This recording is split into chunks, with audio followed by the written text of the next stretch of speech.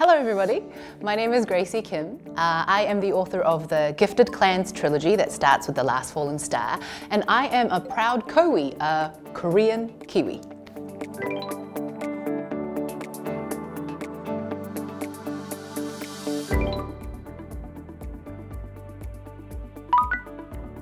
I do. Yes, when I was little, when I came to Korea with my family, there were so many of these outside of the little stores, and I wanted so badly to play, and finally today I get to play. Okay, all right, let's do it. Do I put the coin in? Yeah! I got the hang of it! All right. We heard you were one of the youngest diplomats who entered the field at the age of 22. What motivated you to pursue a career as a diplomat?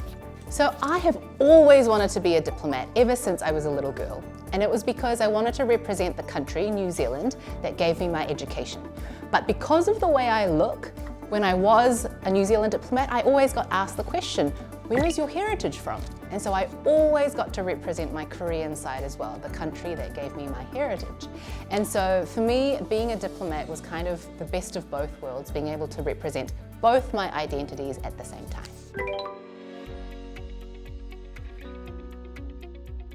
So I was a diplomat and I started writing because I had some health issues.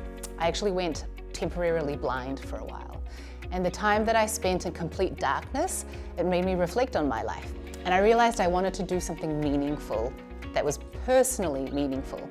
And I wanted to write because I wanted kids like me, overseas Koreans, to be able to see themselves reflected on the page, because we all deserve to be the heroes of our own stories. But I also wanted to write because I wanted to share our Korean stories with the world, because we have so much to share. So I decided, when my eyes started to recover, that instead of diplomacy, I would try to write books. Okay. What is the plot of The Last Fallen Star? This is easy, okay. It's a story inspired by Korean mythology, but set in the modern day world in the US. So it's a story of Riley O, who is desperate for magic, but she's adopted and doesn't have any magic in her blood. So she and her sister devise a plot, makes a spell, casts a spell that is very dangerous, and when her sister's life hangs in the balance, Riley has to go on the search for the last fallen star or risk losing her sister forever.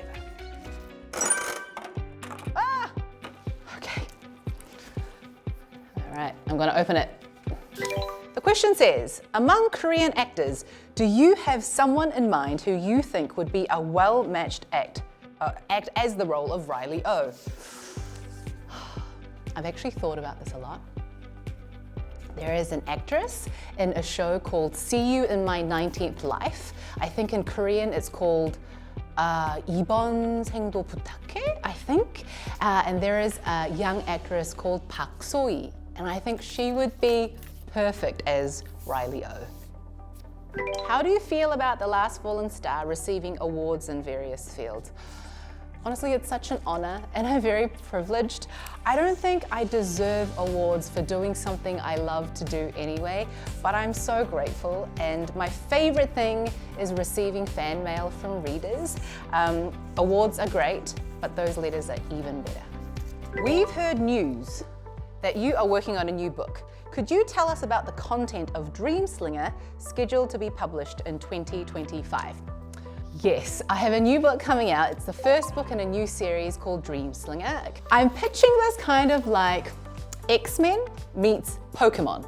Okay, so if Professor X from X-Men was a Korean king, and if magic came from our dreams, the asleep is a real place. So a certain number of people who have a genetic mutation called the Dreamslinger gene can access the asleep, catch magical creatures in kind of orbs like this, and then when they bring them back and sling them, they become magical powers that they can have in real life.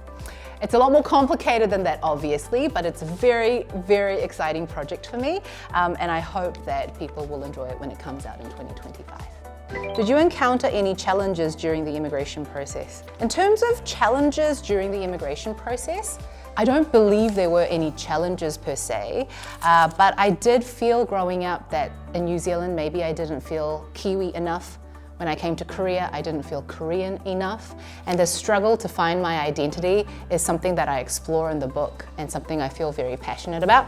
But ultimately, belonging starts with you. So if you accept yourself, you don't have to choose. You can be Korean and Kiwi, you can be whatever you desire, because being Korean is something we take with us for our entire lives. The question is, if you have a message for overseas Koreans around the world, what would it be? Well, this is a really special time. It's a time where our food and our culture and our music and our literature is having this really beautiful moment. And I think it's just an opportunity for us to be proud, to represent and just enjoy this really beautiful time in the world where we are being celebrated. If there's something you wish from the Overseas Korean Agency, please let us know. I went on a Future Leaders Conference organized by the Overseas Korean Agency when I want to say 20 years ago. And it was one of the most wonderful experiences. I got to meet so many fellow Koreans that were living from all over the world, and it was a week in Korea. And it was such a memorable experience for me. So more opportunities for us to connect. We are so diverse around the world, but we all share our Korean heritage, and that is something that unites us regardless of where we have grown up. And I think any opportunity to do more of that would be amazing. And so is shows like this, being able to share our stories with us regardless of where we are at this current time, are really precious. If I could use one word to describe this experience, I would say a gift. I think it's been a real gift. They call it the present, right? This present moment. And I think the present is also a gift. And I've had an amazing time to come here and to experience Korea and to be able to share my message with other overseas Koreans. And I can't wait to see, especially with Korean readers, what they feel about my books and whether they feel represented. I hope that is something that they feel. So thank you so much for having me. It's been a real blast.